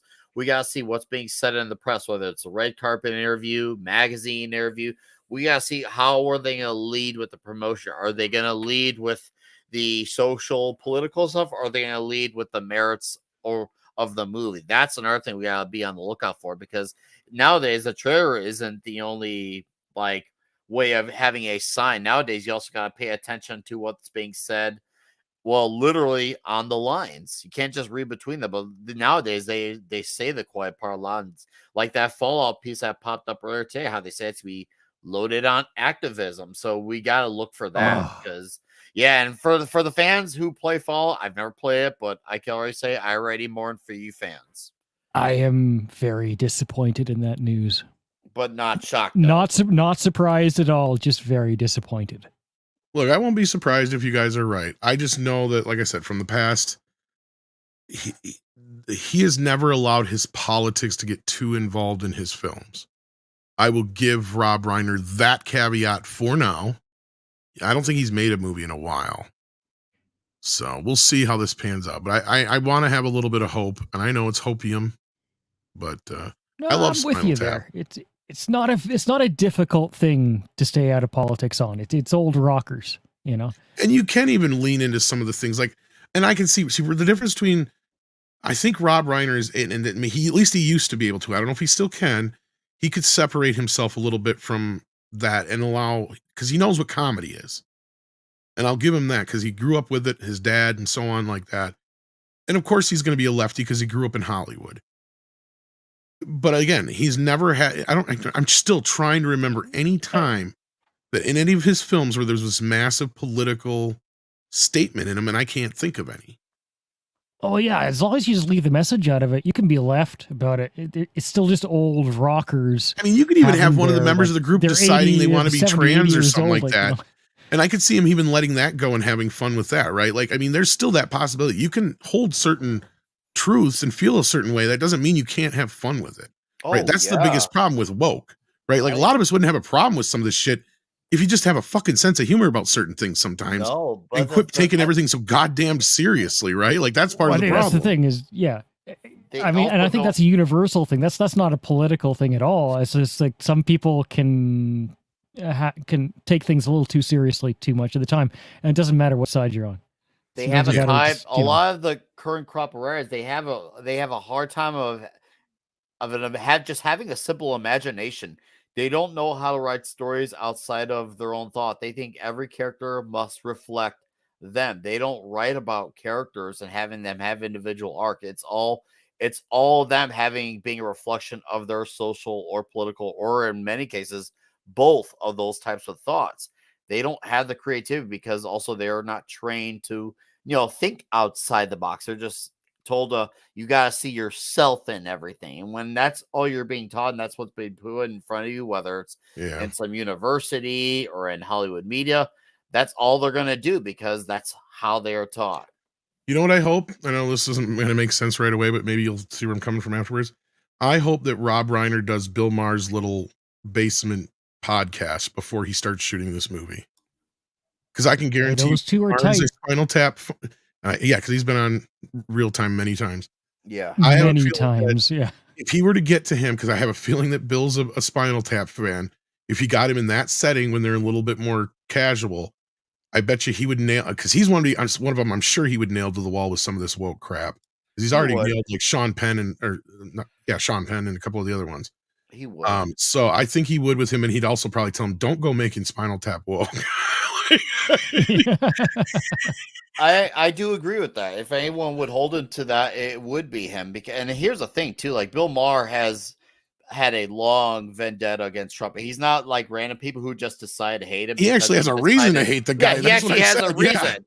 Unlike most people who only don't like him because the news told him to, because he ran for president and he wasn't with a D attached to his name, Bill Maher does have an actual reason. So I could like if he has criticism, whether I agree with it or not, I'll at least listen to what he has to say. And he will also simultaneously call out the far left ideological trash. So I will at least listen to what Maher has to say. No, yeah, he's been getting a little bit more, to the point where he's. This is what I've said. Yeah, he can have his own revelations all day long, but what he really needs to do is start telling all his friends to knock the shit off, and he did.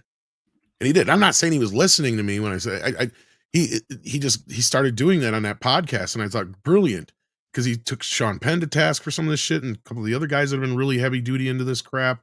He even had the other one that got kind of viral with the guy who plays Walter White. What's his name?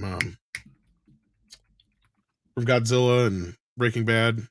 Everybody wanted him as Lex Luthor. What the hell's his name? Bryan Cranston. Yeah, Bryan Cranston, who's also like a big, huge woke, I guess. Oh yeah, so, he's a hard. He's talented. Yeah. I mean, I'll give him that. I mean, I liked him in, even though I've never watched Breaking Bad, but he was a great dad in Malcolm in the Middle. I thought he was. You've never watched Breaking Bad? That's like I haven't seen it yet either. Oh, I can't believe it. You guys, I was gonna binge it. I just haven't yet. I haven't found the time. That's one of the few that's still on my haven't list. seen it either. Wow, I'm surprised Mikey Watch it. Actually. Has anybody seen it in this panel? Breaking Bad is CC. I've seen it several times. Yeah. Yes, and Better Call Saul, great example of how to do an extension of the story. And Neil deGrasse, yeah, that was a good one when he nailed Neil deGrasse. Yeah, I've never really liked Neil deGrasse. He's a pompous prick. All right, we're gonna get into Godzilla talk now. So anybody who didn't see it and doesn't want to get involved, we're gonna do non-spoiler stuff up front, and then we may get a little spoilery near the end of the show. So I don't know. Fair warning up front. You're gonna check out Mike. Yeah, I don't think I won't even get a hint. Yeah, I want to go. I want to be as virgin tight for this one as possible too. So, but Tom, thank you for having me. It's been fun. Did you say virgin tight? Yes, I said virgin. What did that have to do with the freaking movie? See, it was a strange. But it made sense. Don't deny that my comment didn't make sense, because it did. I did know what you meant. Yes. But I want to be virgin sensitive and leave. But it's been pleasuring to be with you dudes and talk stuff. Chat, watch these guys talk Godzilla. I need to see the movie for myself. You all have a great evening, and I hope see some of you in an hour on Comics Division's Thursday Throwdown, or on my channel tomorrow night on the Comic Shop Talk. Either way, have a magical evening and enjoy the rest of the show. Thanks, Tom. Price. Take care, guys. Take care, guys. Take care, Mike. Are you still going? Are you still here? Trying to hit the button. Oh, okay. YouTuber. You are too. CC, are you going to stick around? I'll listen because I don't care about spoilers. But all right. Well, like I said, first off, we're going to go non-spoilery first. But yeah, so Price, you and I both got to see Godzilla last night. I did call on Culture if he's around to hop in here too, because he saw it as well. There was some fan screenings last night. I don't think he meant to actually check out at that point. No, I don't think so. We just said Godzilla and everybody ran away. Yeah, I know, right? Well, it's because nobody wants spoilers on this one. Look, there isn't a whole lot to really spoil. It's a Godzilla movie. I mean, you kind Right. of get the basics, but yeah. So let's get to our initial reactions without any actual spoilers involved, and then we'll get in kind of the basics of the story. We'll talk a little bit about that, and then we'll probably get a little bit more spoilery, just so people know in the audience who are listening. But yeah, so Price, give your initial reaction to it, just kind of like your little tweet blurb or whatever you would say Well, in a little Well, the review. thing is, I had no real reference. It's not that I've seen many of the Japanese Godzilla movies. The only one I've seen is 1984, and I actually saw that in the theater as a kid. And it wasn't a very good movie. It seemed kind of silly. That's what I remembered. So now, when there was this Japanese version, whatever this Godzilla minus one, I know it's the only reference I had. I thought it would be kind of silly. Like I'd go in and it would be kind of campy and silly. That's what I was expecting, and I got something completely different. It was a very, I would say, a thoughtful movie. The whole part that's not Godzilla actually it was an interesting personal story and a period piece, which I was totally not expecting. Yeah, I mean, it's brilliant. It was more than I thought it was going to be. I mean, I knew I was going to probably enjoy it just from the trailers, but I didn't expect to enjoy it as much as I did. I've even gone on record now of saying it's probably the best of the Godzilla sequels slash remakes, whatever you want to call it, outside of the original film, you know, which will always just kind of be the original. But I mean, as far as remakes go, this is how you do it, right? I mean, it is very well done, very well paced. They're not afraid to show Godzilla. Um, the character, I like how they took the characters and concentrated mainly on a select one to basically one guy and his group of friends and family around him, whatever you want to call it. And we'll get more into the spoiler or the story part here in a minute. But yeah, no, the effects are great. I don't know what kind of theater you saw it in. I saw it in like it's not an IMAX theater, but it's like a big screen with a Dolby Atmos and all this kind of stuff. And I think I saw it in IMAX. yeah, so no, it sounded great, looked great. Yes. The effects, I couldn't believe how good the effects were. So yeah, I can't recommend it enough. It's opening more wide today. Hopefully this movie stomps the box office. I'll be kind of happy if it does. The only thing I don't know is, do people go to see movies with subtitles? Because aside from that, if people were willing to give that a chance, if overcome uh, that obstacle, I think that it's totally worth it. And what I also liked is that they created. I was thinking to myself while watching this movie, I was thinking to that Godzilla that we had in recent years with Bryan Cranston, who's somebody we just mentioned him. I think that movie, I struggle to remember who the characters were and what was happening and why they were doing anything. All I remembered was that Godzilla was in the movie, but I couldn't remember any of the personal stories. Whereas in this movie, they really even create character development, like a character arc for the main guy, which I totally wasn't expecting. You actually sort of feel connected to him.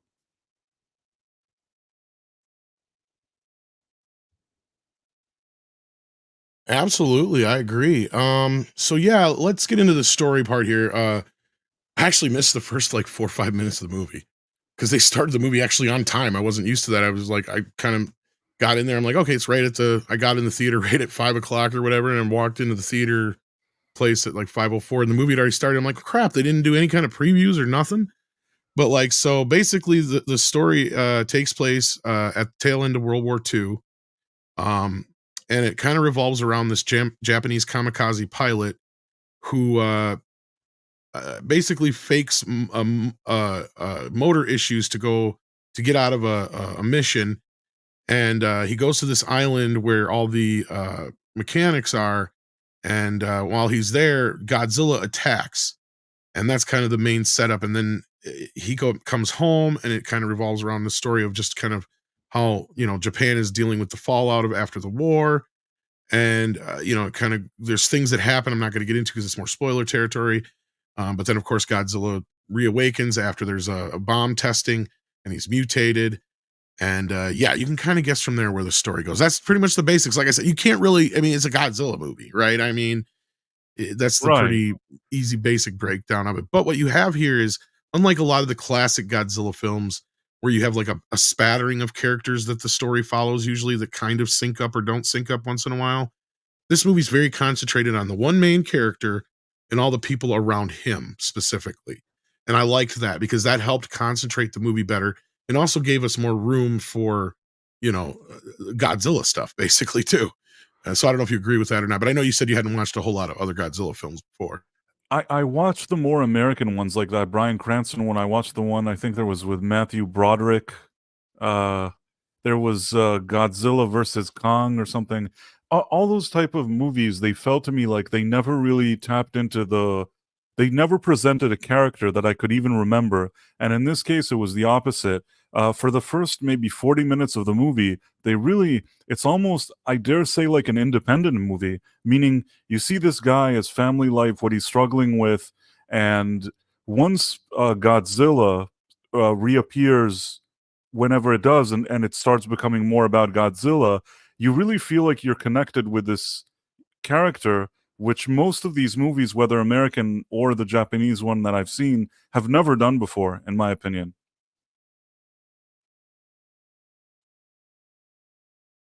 Yeah, it is a much different Godzilla film, even for the Japanese Godzilla films. Right. Because the strangest thing is the one that you could probably compare it to most would be the first one, the original, the 54, 56, whatever you want to consider when it came out, Godzilla.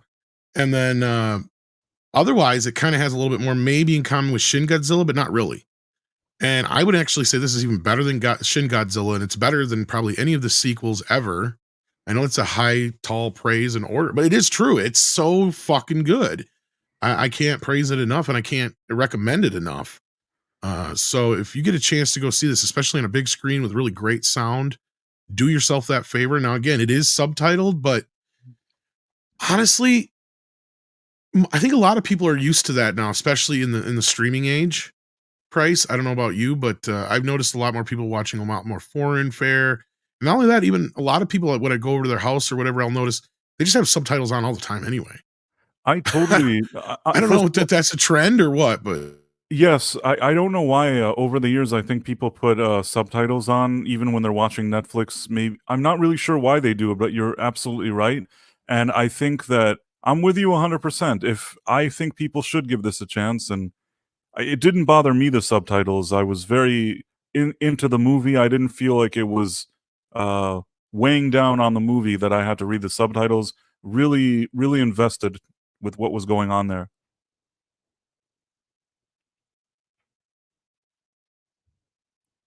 yeah.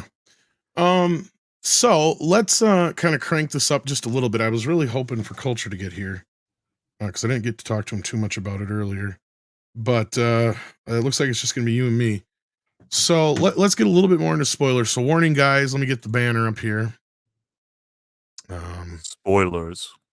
Yeah, they changed my stuff now, so I'm trying to figure this out. Okay, so basically, this movie has some amazing set pieces from the beginning to the end, and probably some of the coolest Godzilla moments I've ever seen.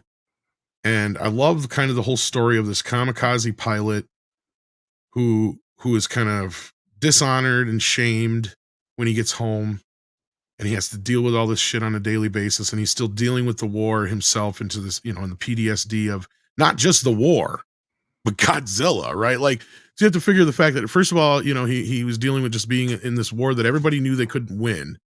And then he sees this fucking creature that kills, this whole, crew of people. And he feels guilty because Yeah. Yeah. Go ahead. In that first few minutes, there's the guy that tells him, "You're the only guy that's a gunman here. Once you see it fire," and the guy he's scared when he sees it. Not that I think he could have taken out Godzilla there, but he doesn't deliver. So in addition to not being a good quote unquote kamikaze pilot and being shamed, and also Godzilla, he was too scared to even confront Godzilla. He failed on every level. So it really kind of turns into an underdog story. And throughout the movie, when he sort of becomes a little more confident and more of a hero, I really like that.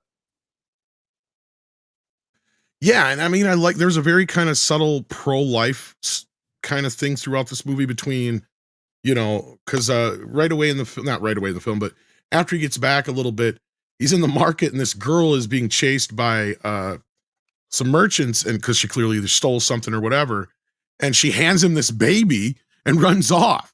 And so then when they meet up again later, he comes to find out that this girl isn't even the baby's mother, but she just took the baby as a promise to the dying mother to take care of it.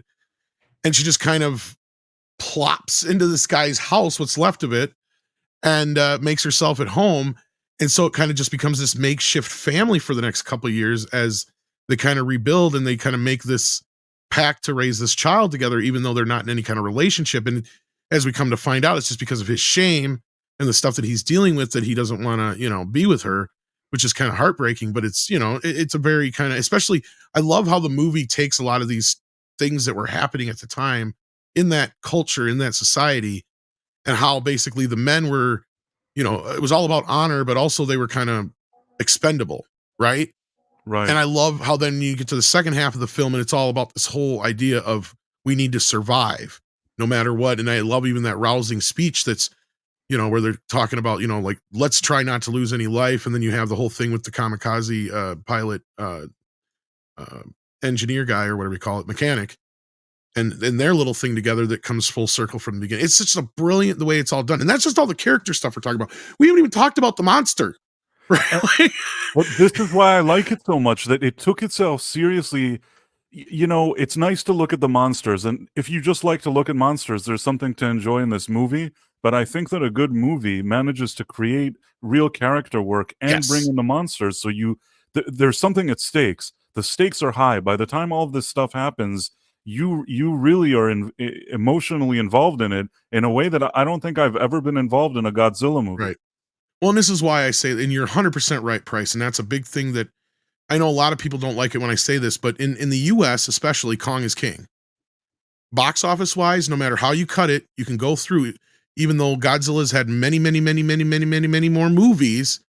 Whenever King Kong does a movie or is in a movie, he does much better. Kong Skull Island was the highest grossing of the new Godzilla films, for instance, until Godzilla versus Kong. So there you go. And the reason I think that is, and the reason why I think people connect with Kong a little bit more than Godzilla, is name Godzilla's person. He doesn't have one, right? He doesn't have anybody that you stop and think, oh, well, of course, when you think of King Kong, you go right to Fay Wray, right? Well, everybody cares because of Fay Wray. And then there's always an extension of that character. Great examples in Godzilla versus Kong. You have that little deaf girl, right? The little deaf girl, yes. Exactly. So you always have somebody there that Kong's attached to that you can kind of humanize with Kong. Godzilla is a bit distant, and that's kind of where it's kind of cool that he has the name God, because he is like a god. He's kind of distant from us. And I've even gotten to this debate with some people who've messaged me. There's a select few fans of Godzilla who are not too happy to hear that, spoilers, Godzilla doesn't fight any creatures in this movie. He is the only creature. Okay. And I have no problem with that. In fact, we've had less movies where Godzilla is just on his own than when he's with other creatures. And the reason I think that's important is because I like to establish Godzilla as a threat himself before you put him in a situation where he's battling something else, maybe to save us instead. Right? So right. He seemed very threatening to me personally in this movie.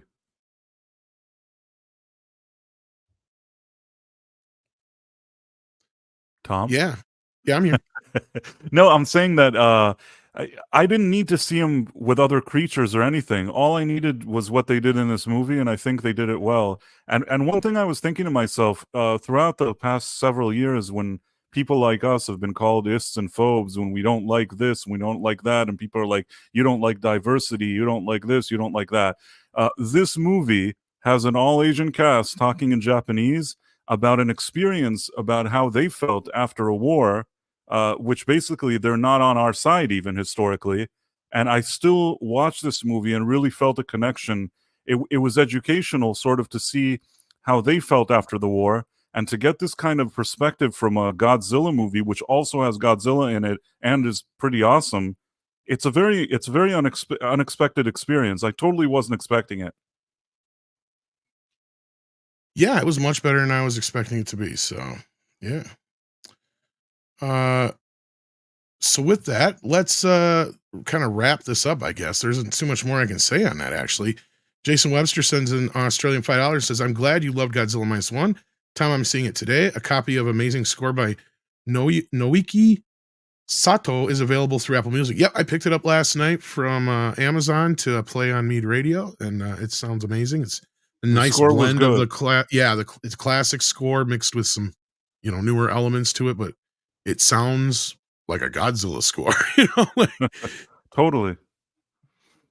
All the themes are there. So I think Godzilla fans are going to eat this up. I think they're going to love it.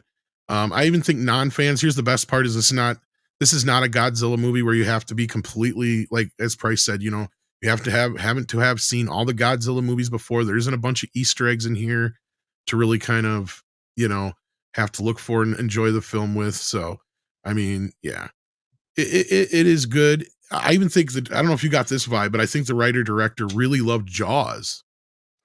Right, because I thought the same thing when they're on the boat. I thought to myself, oh, we're going to need a bigger boat. Not that they say it, but there's a part where they understand what the threat is. And I thought to myself, this is very Jaws. It is. And there's a lot of elements between the whole camaraderie thing on the boat bits with the bombs felt very Jaws. And then even the ending. Right. The ending, the way the spoilers, the way they destroy Godzilla, the way he fell apart and looked, reminded me of Jaws, plus the bomb in his mouth earlier in the film too. Right. All very Jaws.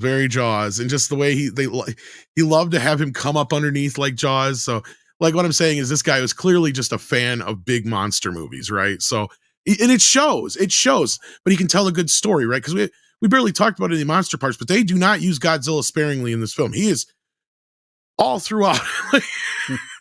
You get plenty of Godzilla. They don't even hide him in the beginning. Like he comes out, even though he's the smaller version, you see him right away in bright lights and everything to where you can like, that's Godzilla.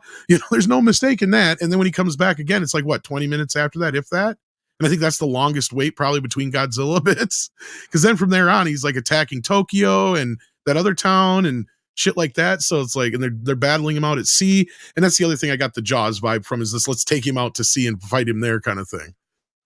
They somehow created a hybrid. It's as if there's two movies here. One that tells this kind of more personal period piece story. Yes. The second is Godzilla. And a lot of times when movies try to do some weird combination like this, it doesn't work. And in this case, it does work.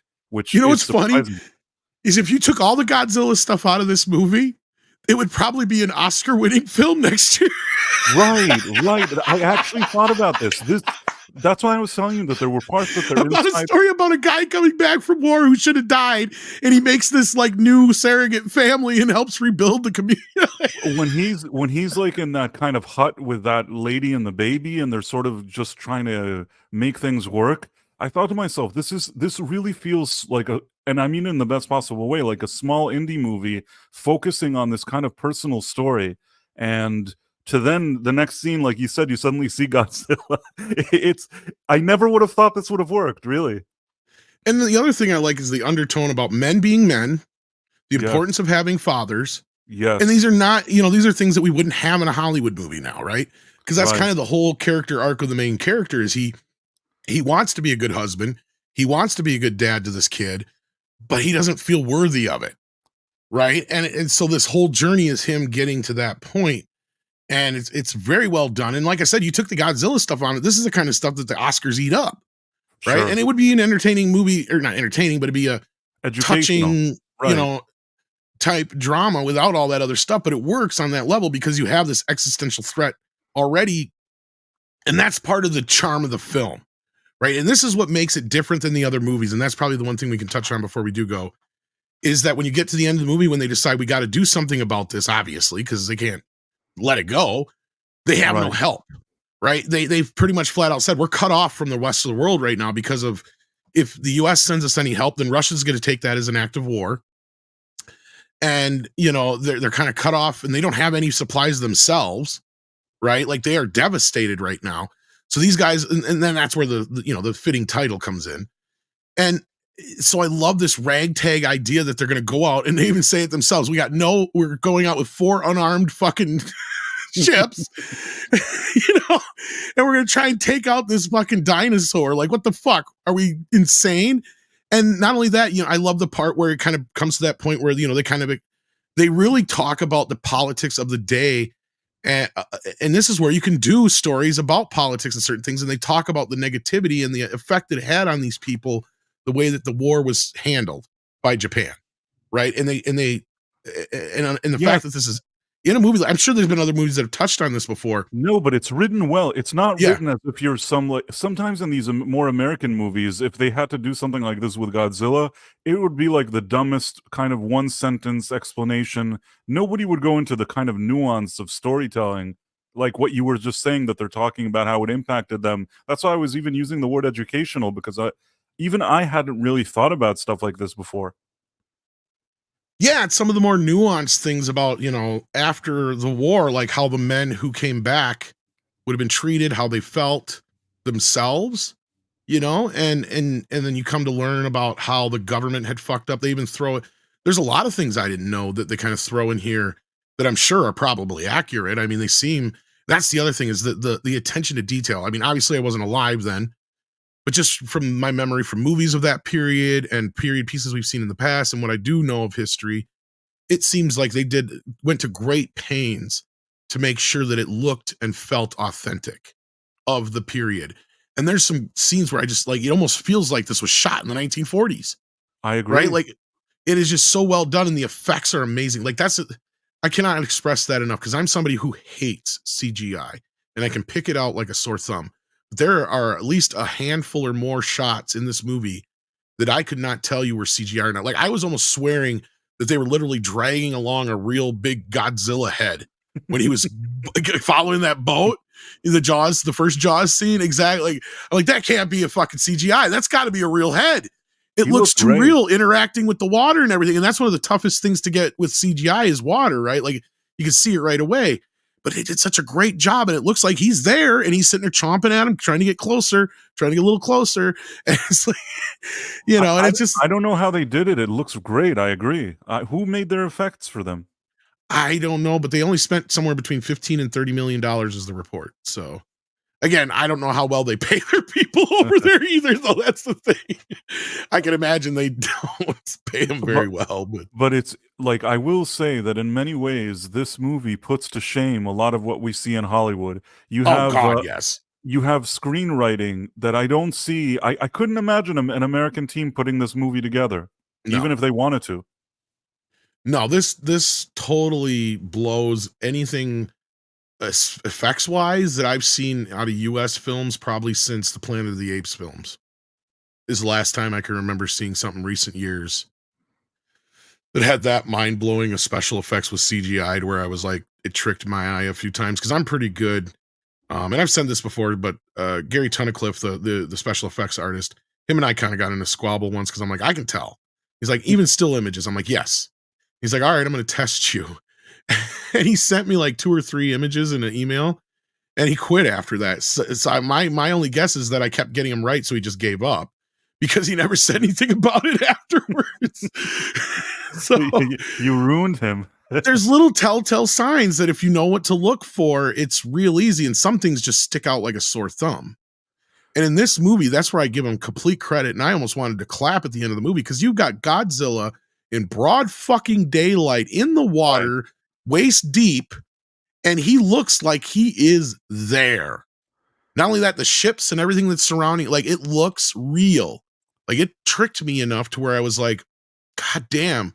And they even do this thing where they've updated his movement, but they still keep some of the stilted suit movement in there. And it's kind of like what they did with Shin Godzilla, but not as suit looking. Does that make sense? I also like that. Yes, it makes sense. And I also like that blue thing where he, the thing where the reactor. Blue, yeah. I kind of like that. That was kind of cool. Yeah. So, like, for those who, it's in the trailer, but if you haven't seen it yet, every time he gears up to shoot his heat laser beam out of his mouth, his spikes will load up to blue like a reactor getting ready, and they'll shoot up after they've blown, and then he'll shoot out, and he has to wait a little bit before he can do it again. So, like, they know this, so they use that to their advantage. And it's brilliant how they set this whole thing up, and through how the course of the film it goes. And that's when you're really with these guys. This, like I said, this ragtag group of guys who literally this is the first time they're being asked, in quotations, And they even bring that up in the film to put their lives on the line, because before this they didn't get a choice, right? Right. You know, and that's where some people are like, well, do we have I don't want to give my life up again. You know, I just got done putting my life on the line. I don't want to do it again. And they're like, well, we're not going to force you to do this. The one military guy goes, because they said this is even a civilian thing, right? Like they have no government help. The most the government can do is give them the 4 decommissioned ships, and that was it, right? And they come up with this great kind of scheme, and it's really kind of brilliant how they do it, and it kind of works like a bubbler in a water tank. Yes. So yes. So I don't know if you want to explain that better than I probably could, but No, that the thing that they wanted to trap him with was it with the seawater or whatever it was that they were trying to trap him with that contraption? What? yeah, it's like this.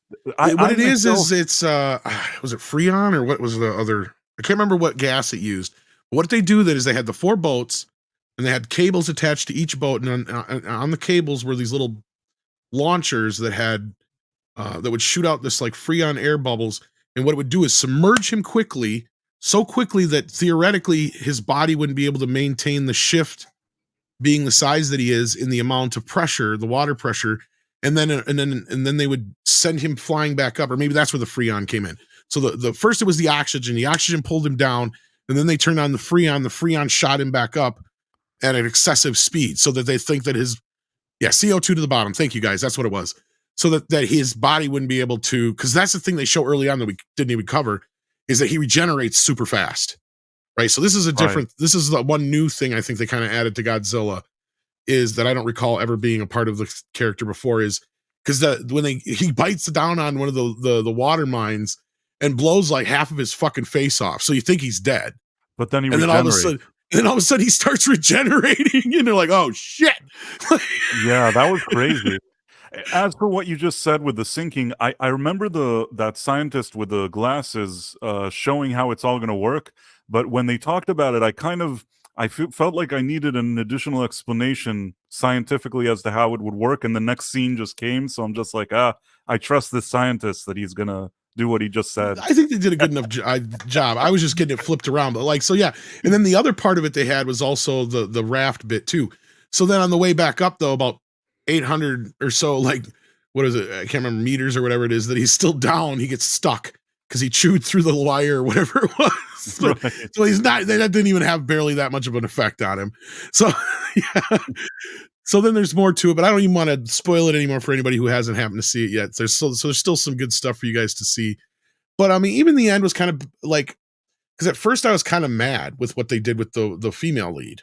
Right. Like, why did you go through all that to have her live to just kill her? Yes, I felt that way. And then when the end came, you know what? It was earned. It was earned. It was such a satisfying. I actually felt, and that surprised me, in a Godzilla movie with that ending, there was something, I felt something watching that ending. And it was believable in that day and age because of how things were so, discombobulated, and we didn't have the internet, let alone at that point, I'm sure all of their communication systems were trash. You know what I mean? And so you can get the idea that it might take a while for something like that to get through to the way it worked out in the film. Like, you don't really question that after that point. That was the only time I was mad at the movie. But like, you're right. So at least they made that better at the end, because then where the story lies. And that's the beauty of it, is they give you a happy ending, plus they give you a little tease for a possible sequel. Yes, which I hope they make. If this is the level of what they're doing, if it's the same team, I'd watch a sequel. Yeah, now I want to come back and see him fight Mothra and Ghidorah and all like their versions of them. Yeah, for sure. So yeah, highly recommend, guys. Thanks for sticking around tonight. Price, thank you for hopping in here and talking Godzilla with me. I appreciate it. Is there anything going on you want to plug besides your channel? Otherwise, just tell them. I hope the mods will get your link in the chat there, and Well, tonight we have our usual Quantum Leap Revisited, where we look at the classic Quantum Leap show and kind of review old episodes. So people who are fans of the original show kind of enjoy that, I hope. And I'm going to work on a review for this Godzilla thing. I was just in the middle of a few other things, but I'm going to try to do a review for this. And the last one I had was the Doctor Who one that seemed to upset a lot of people, but I still recommend it for anybody who wants to see what happened in that Doctor Who episode but didn't feel like watching it. Yeah, you were talking about that the other night, so thank you for that as well. But yeah, so check out Price's channel. He's got some good stuff over there, and thank you for hopping in tonight, buddy. I appreciate it. Thank you, man. Have a great evening. You too. All right, thanks, guys. I might pop into Comics Division later. I don't know yet. We'll see. But until then, take care of yourselves and each other.